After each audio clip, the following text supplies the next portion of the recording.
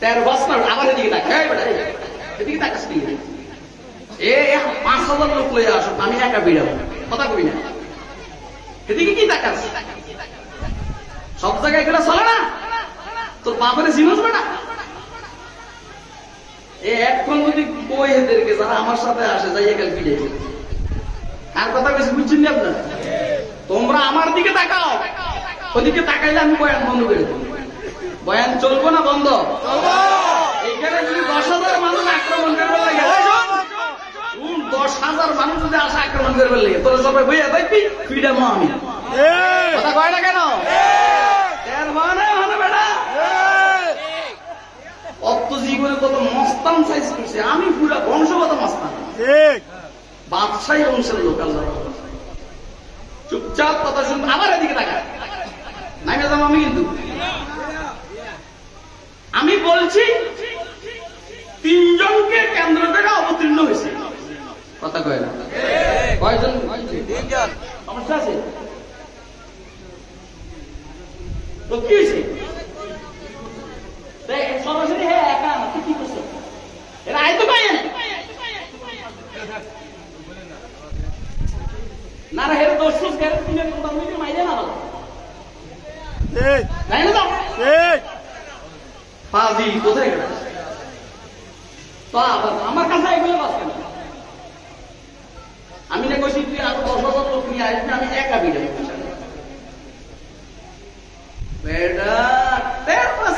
রাজধানী ঢাকার মস্তান, আমার তো সারা শরীর কাটছে। এত বড় সাহস, এমপি মন্ত্রী আমার সাথে কথা বলতে পারে না, আল্লাহর কসম করে বলতে। করুন তো আমি কি বল বন্ধ করুন? আমি কিন্তু তোকে হ্যান্ডন দেখতে আসি কি তুই এত কত ছিলি নেই, এদিকে থাক।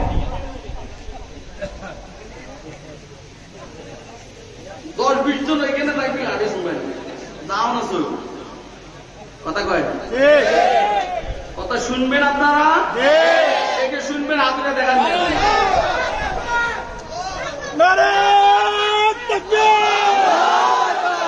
ইসলামের শত্রুরা পূজারি বাঙ্গ দরকার নাই, কি যেমন রসুল আকরাম সাল্লাল্লাহু আলাইহি ওয়াসাল্লামের দাওয়াতের কথা বলতেন, আপনারা বুঝতো হুজুর তো আগে আল্লাহুম্মা আতি কওমি ফাইন্নাহুম লা ইয়ালামুন, ও আল্লাহ আমার কওমকে হেদায়েত দান করেন, তারা বুঝে না ইসলাম কি জিনিস, কথা কয় না কেন? আপনি ইসলামকে যত সহজ মনে করছেন, জান্নাতকে যত সহজ মনে করছেন, পাউডার বাটখারি করবেন, ঘুষ খাবেন, সুদ খাবেন, মদ খাবেন, জুয়া খেলবেন, দাঁড়াইয়া বসে খাবেন, খাবেন, বিড়িয়ে সিগারেট খাবেন, মেয়ের বিবিদেরকে বেপরদায় চালাইবেন, আর আপনি নামাজ পড়ে জান্নাতে চলে যাবেন, এত সোজা না। তানহারে আযা কওমে নাবাশি কে বেনি বাড়ি মাইরা মাইরা জীবনে দামাদা দিবেন কি দিবেন না জানা নাই, দরকার নেই। আজকে আইছি বস বেজাল সব শেষ।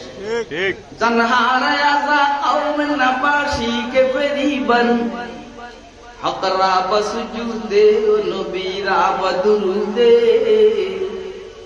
হকরা বসজুদে নবীরা বদরুদে। আল্লাহর দিয়ে একটা সজদা করে রাজি করে লইবে, আর নবীর নবী দিয়ে এক প্যাকেট মিষ্টির বদলে দুরূদ শরীফ পড়ে নবী রাজি হয়েছিল না। এদিন কল্পনা করো, এরকম যদি হইতো হযরত সাহাবায়ে কেরাম ঘর ছাড়তেন না, বাড়ি ছাড়তেন না, সিদ্দিক আকবর সমস্ত সম্পদ আল্লাহর রাস্তায় দিতেন না, সাইয়েদনা ওমর অর্ধেক দিতেন না, সাইয়েদনা ওসমান রাদিয়াল্লাহু তাআলা আনহু হাজার হাজার স্বর্ণ মুদ্রা আল্লাহর রাস্তায় দান করতেন না, 300-400 উট একসাথে যুদ্ধের সামানা সহ ওসমান দিতেন না, হযরত আব্দুর রহমান ইবনে আউফ রাদিয়াল্লাহু তাআলা আনহু 700 উটের সালামকে একসাথে, প্রত্যেকটা উটে 9 মণ করে বোঝা ছিল খাওয়া, আঙ্গুর বেদানা কিশমিশ সহ 9 মণ, উট সহ খাদ্য সহ 700 উট একবার একসাথে আল্লাহর রাস্তায় সদকা করতেন না। জাবের ইবনে আব্দুল্লাহ রাদিয়াল্লাহু তাআলা আনহু একসাথে 6 লক্ষ টাকা আল্লাহর রাস্তায় দান করতেন। একজনের মুখও সুবহানাল্লাহ লাগে। ও কাছে বেটা মাদ্রাসার টাকা চাইছে, আমি দেখছি তো 1000 টাকা বাইর করতে তো মনে হয় যেন আমেশা বলি হাইজলামিরা টাকা বাঁচা। এ সম্পদ দিছে কে? আল্লাহ। কে? আল্লাহ। মরে গেলে থাকবে পুরো তোমার লোকে থাকবো কথা কয় না। আমি আর বেশি করা কথা বললে আপনাদের বিরক্তির কারণ হতে চাই, একটু ঠান্ডা করে বলার চেষ্টা করতে। পানিগুলো নামাইছি এগুলি এনে দেখ দেখো না তোর দেয় না আমি দিই টাকা দিবি না দেখো না তোর। হুজুর সাল্লাল্লাহু আলাইহি ওয়াসাল্লাম বলেন আমি উলঙ্গ হওয়ার ইচ্ছে করছি। বাইতুল্লাহ শরীফের এক কোণা থেকে দেখতেছি ফেরেশতা আমাদের চোখ ঘুরাইছে। আমি চিনি না তখন, কারণ আমি তো দেখি নাই। পরে বুঝছি যে এটা না জিবরাইল না রে। এক দমকে আমি বেহুশ হয়ে গেছি। এক বেহুশে থাকতে থাকতে হেরা কুরাইশরা বাইতুল্লাহ নির্মাণ করে ফেলাইছে, আমার আর উলঙ্গ হইতে হয় নাই।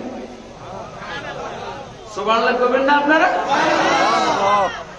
আমি আপনাদেরকে বুঝাইতে চাইছি এই কথা, কোন ল্যাংটা তো মানুষও হইতে পারে।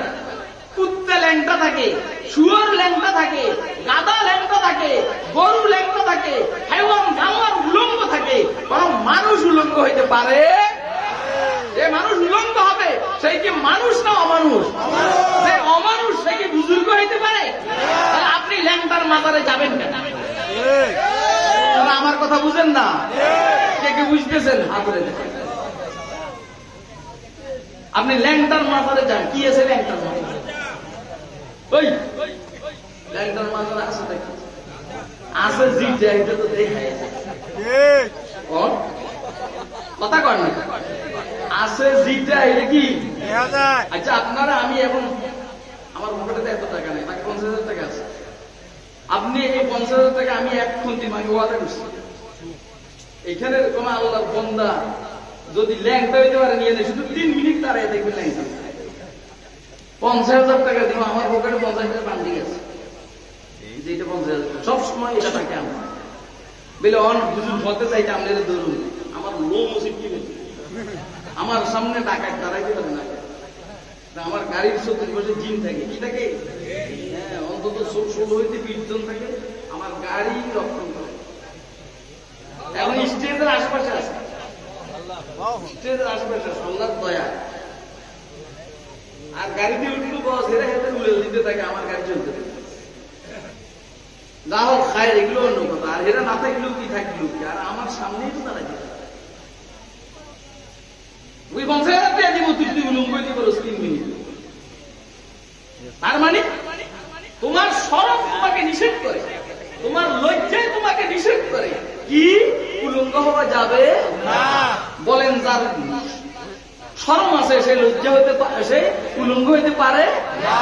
আর যে উলঙ্গ হয় বুঝতে হবে তার কি শরম? যার শরম নাই তার ঈমান নাই। কথা কয় না কেন? যার শরম নাই তার কি নাই? মনে মনে করুন বাউরে এই হুজুরকে দেওয়া দিচ্ছে, জানেন না আপনারা? এটা কিন্তু ঘুমুর পাক খুঁজবে। ও ভাই, আপনারা ল্যাংটার এলাকার মানুষ, আপনাদের থেকে বেশি দূরে না। আমি আপনাদের সামনে কোরআনে মজিদ থেকে একটি আয়াত কারীমা তেলাওয়াত করেছি এবং রাসূল আকরাম সাল্লাল্লাহু আলাইহি ওয়াসাল্লামের হযরত প্যারা নবী মুহাম্মদ রাসূলুল্লাহ সাল্লাল্লাহু আলাইহি ওয়াসাল্লামের ছোট্ট একটা হাদিস শরীফ আপনাদের সামনে পাঠ করেছি। আপনারা যদি আমাকে সময় দেন আমি কিছু কথা বলবো। বলবেন তো আপনারা? কে কে বলবেন হাত তুলে দেখা।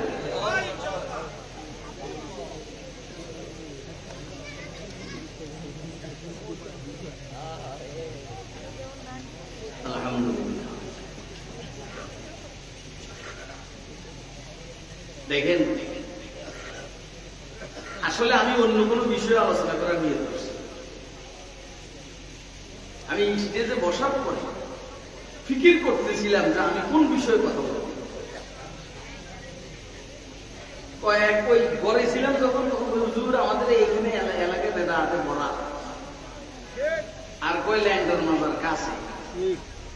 এই সব সমস্যা, দাওয়াত তাবলীগের কাজ কম।